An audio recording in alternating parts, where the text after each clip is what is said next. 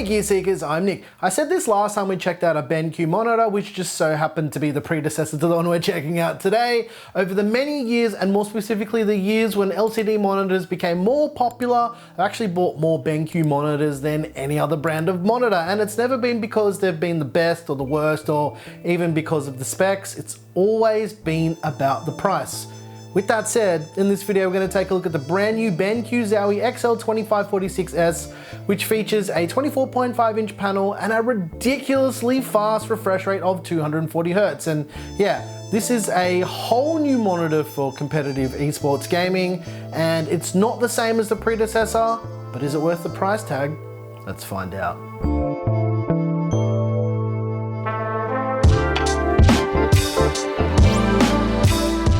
With everything going on in the world, the XL2546S actually got delayed a little bit, and also like adding all that Z490 and 10th gen Intel stuff. And to be honest, this monitor actually fell to the bottom of our review pile, and we've had this sitting here for about 6 weeks, and I'm actually kind of sorry about it because this monitor, to put it pretty simply, is ridiculously good. And before you comment something like, "Oh, it's a TN panel, next," hear me out first, guys, okay? Like, the ZOWIE XL2546S features a 24.5 inch TN panel, like I just mentioned, with a resolution of 1920 by 1080 with a peak brightness of around 320 nits. Now, it actually features adaptive sync, unlike the older monitor, which is something that you may or may not need. But yeah, I'm actually kind of glad that it does now support adaptive sync, so it works with both FreeSync and G-Sync. It also features a 1000:1 contrast ratio with a dynamic contrast ratio of around 12 million to 1. It's got two HDMI 2.0 ports, a DisplayPort 1.2 port, a DVI port, which for me is actually kind of useful. There's a headphone jack and a microphone jack. It's got two downstream USB ports, a single upstream USB port, as well as a handy dandy little headphone hanger. It features BenQ's dynamic accuracy technology. It's actually been refreshed now. It's called Dynamic Accuracy Plus, or as BenQ calls it, DyAc Plus, which basically allows for smooth movement while playing fast-paced FPS games and just fast games in general. And it kind of negates the need for things like adaptive sync, like G-Sync and FreeSync.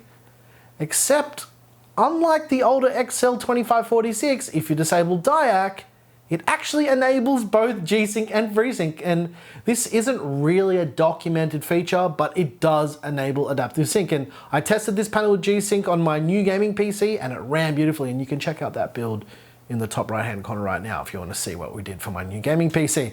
Now, the build quality of this monitor is really good, and there's been a lot of attention to detail. Everything about this monitor just screams premium, but not in the way that you typically expect. Now, the monitor stand has that standard esports display handle for easy transportation and portability, and for someone like me who constantly is moving stuff around all the time, I actually like this feature. I think more monitors need to have little carry handles on the stock monitor stands.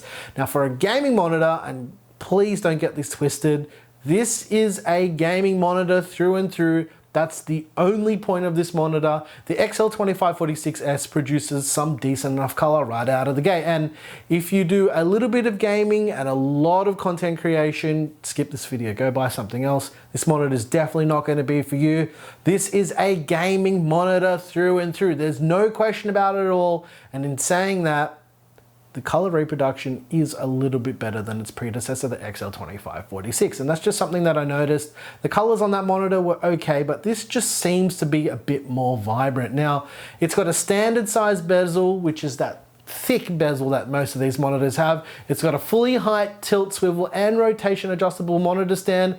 The difference being here is you can have a set of measurements dialed in, and it's got little sliders and stuff so you can actually measure what the adjustments are. And this is handy for tournaments and stuff where more than one person will most likely be using the same monitor, because if someone likes it at a different height, they can just adjust it or just write down whatever their settings are and adjust it accordingly. And speaking of other features that I really dig, it comes with a little device called the S switch, which allows you to control the monitor without having to fumble around with all the buttons. It's a nice little idea. I think it's executed pretty well. They also have this on the older monitor too, and it allows you to basically do everything on the monitor without having to reach around and press buttons on the back of the screen or like fumble around with all the monitor buttons and all this stuff. And on the monitor stand, it's got a little spot for it to live as well, which when we looked at the XL2546, I actually thought it was a cup holder.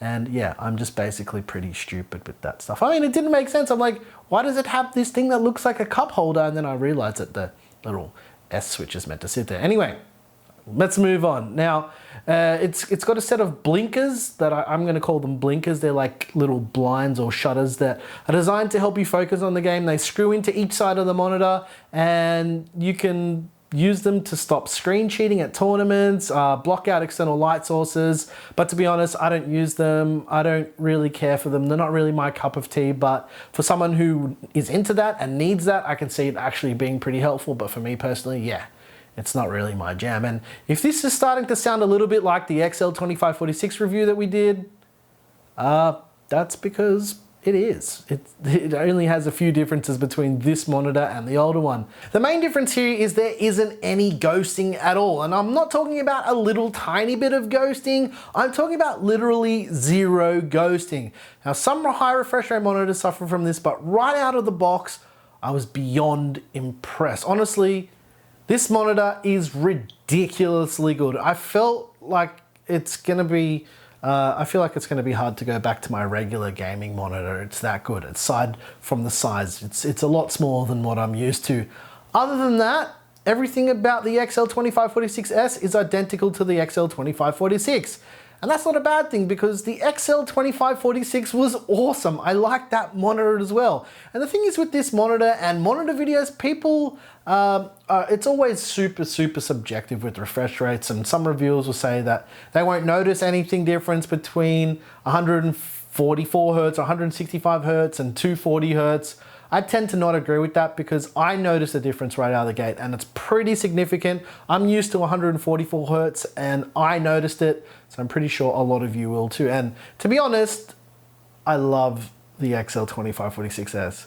It's ridiculously fast. I feel like I'm a pro when I'm playing with it, and I feel like it actually makes me play better. And maybe it's just like some kind of placebo, but I do think it helps me. And the fact that it's a TN panel for competitive gaming makes absolutely no difference to the performance, and you know, it doesn't really matter that it's a TN panel, and it shouldn't actually stop you from buying a monitor like this. The execution of the ZOWIE XL2546S is as close to perfect as you can get for an esports focused display, with the huge, giant caveat being you abso-freaking-lutely need to pay to play because nothing that you're seeing here comes cheap.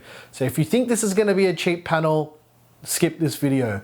The BenQ ZOWIE XL2546S is going for around $500 US or an eye-watering 900 Australian dollars at the time of filming this video. But that's the thing though, like if you're into esports, you're absolutely getting what you pay for. The fact that you also now have adaptive sync actually makes it far more attractive for people who don't want to use DyAc. I think it's pretty good. I personally don't know if I could justify the price, but it is seriously an impressive panel. And if you've got any questions about it, drop a comment down below. And yeah, let us know what monitors you guys are playing with at the moment, and let us know what you're using for content creation as well. I'm kind of keen to hear what you guys are digging at the moment because I want to get our hands on more monitors to test out because yeah, you guys obviously like our monitor content, so obviously we're gonna keep doing it. And if you guys like this video, please like and subscribe. Consider hitting the join button, getting early access to videos like this video over here on Floatplane. And if you didn't like this video, you know what to do. Tell us what you hated about it. Hit the dislike button twice. Once again, thank you so very much for watching. I'm your boy Nick with Gear Seekers. You peak, we seek. And seriously, the XL2546S is seriously freaking impressive. I actually feel like I play COD better, especially on shipment with my shotgun. I got platinum shotguns now. Yeah. Anyway, thanks for watching.